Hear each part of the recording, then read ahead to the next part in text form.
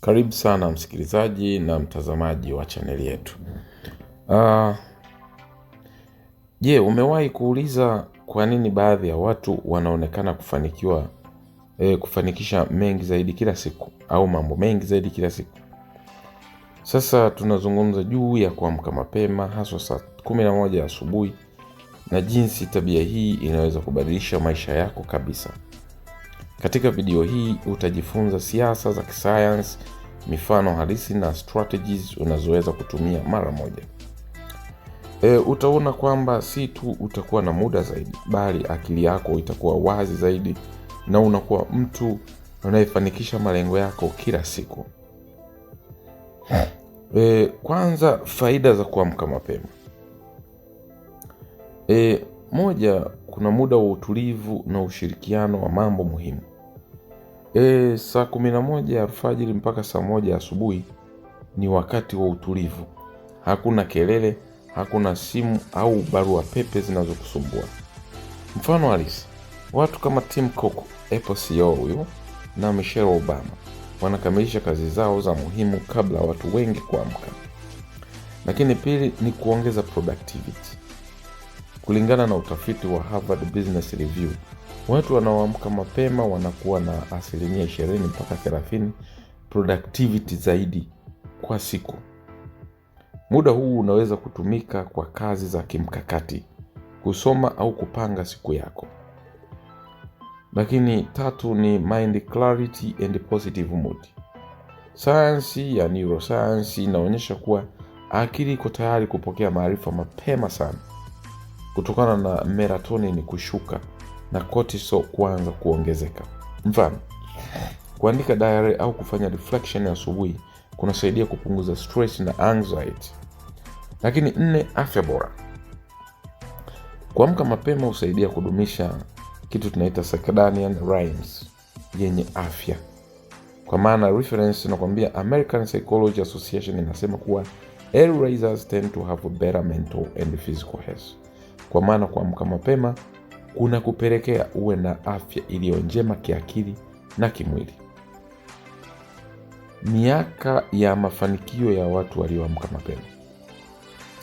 Nataka nikutolee mfano wa watu waliofanikiwa kwa kuamka mapema.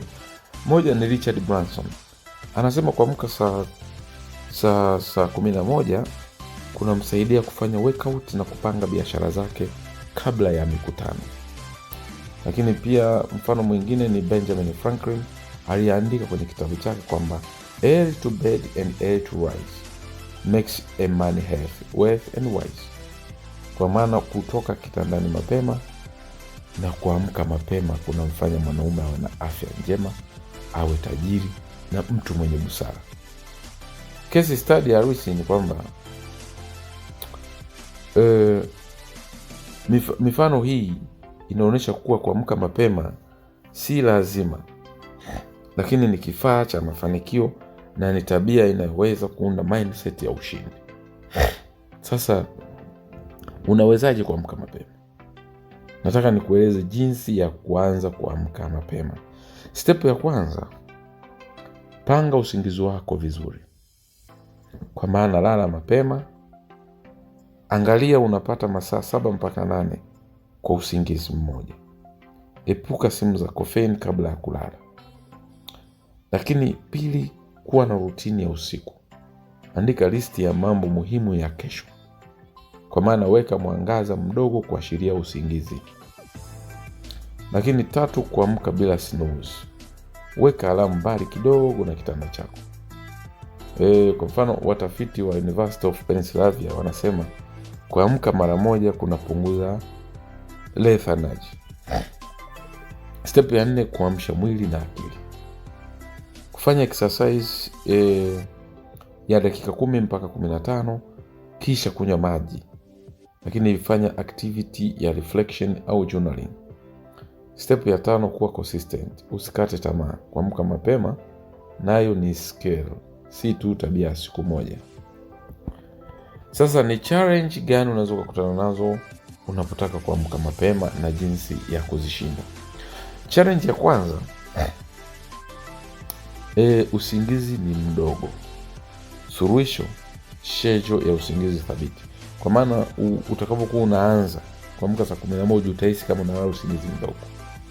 Kwa hiyo lazima uschedule tabia hiyo ratiba yako vizuri. Lakini challenge ya pili ni maisha ya kijamii.